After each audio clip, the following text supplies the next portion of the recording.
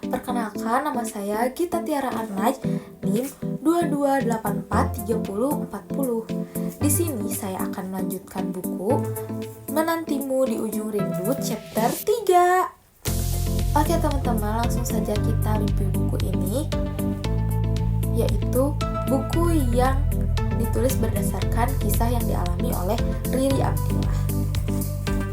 Oke teman-teman, setelah kita mereview buku dari sebelumnya, kita juga tahu bahwa Riri ini adalah sosok yang sudah menikah.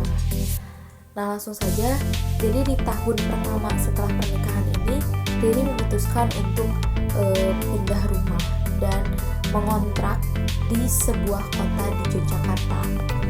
Alasan ia ingin mengontrak karena ia tidak mau bergantung kepada orang tuanya dan ingin hidup mandiri bersama suaminya. Ya, meskipun pada saat dia ngontrak itu rumahnya memang tidak terlalu besar, namun cukuplah untuk hidup berdua. Di sini juga menjelaskan bahwa tahun pertama pernikahan Riri ini adalah tahun dimana ia saling mengenal satu sama lain. Dan di tahun pertama ini juga Riri sering melakukan hal-hal yang bisa menumbuhkan rasa cinta antara keduanya. Kebiasaan-kebiasaan yang sering bertemu, dari bangun tidur hingga tidur lagi. Orang yang selalu ada di dekat Riri itu adalah suaminya sendiri. Jadi ketika suaminya pergi, ia selalu merasakan rasa kangen, rindu terhadap suaminya.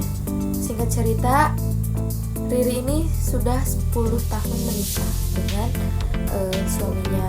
Dia 10 tahun menikah dan melakukan 8 kali pindah rumah. Karena ia mengontrak, jadi ia sering berpindah-pindah rumahnya. Nah, dari 10 tahun pernikahan ini mereka sering mendapatkan berbagai ujian. Jadi tidak mulus lancar seperti itu, tapi mereka juga mendapatkan cobaan-cobaan. Disclaimer terlebih dahulu, jadi sebelum Riri menikah dengan suaminya, suaminya itu pernah mengatakan bahwa penghasilan ia cuma 750. Nah, di saat ia setelah menikah, ternyata suaminya Riri ini mendapatkan cobaan, yaitu di PHK dari tempat kerjanya, diberhentikan. Nah, pada saat itu Riri bingung kan, dia udah punya anak gitu. Terus dia frustasi karena banyak sekali pengeluaran yang harus ia penuhi, dan Riri pun sebagai seorang istri tidak hanya diam saja, dia juga ikut andil dalam mencari nafkah atau membantu perekonomian keluarga kecilnya. Nah, pada saat itu Riri melakukan usaha seperti dagang, dan suaminya ini merantau ke ibu kota untuk mencari pekerjaan. Nah, pada saat Riri jualan itu, dia tidak hanya berjualan, dia juga sambil mengurus anak seperti menggendong bayi, menyusui, dan lain sebagainya.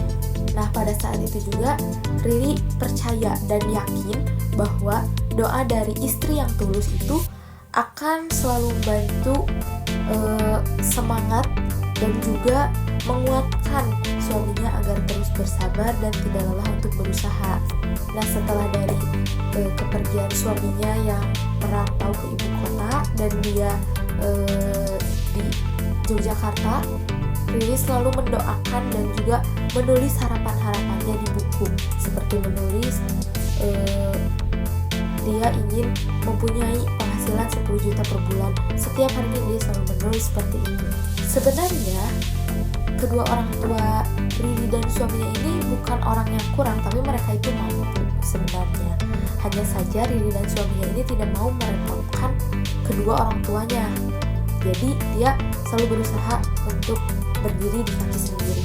Nah, pada saat itu ada telepon dari suaminya dan mengatakan bahwa usaha yang sedang ia jalani di ibu kota ini telah berkembang dan juga bisa menghidupi istrinya Riri dan juga anaknya.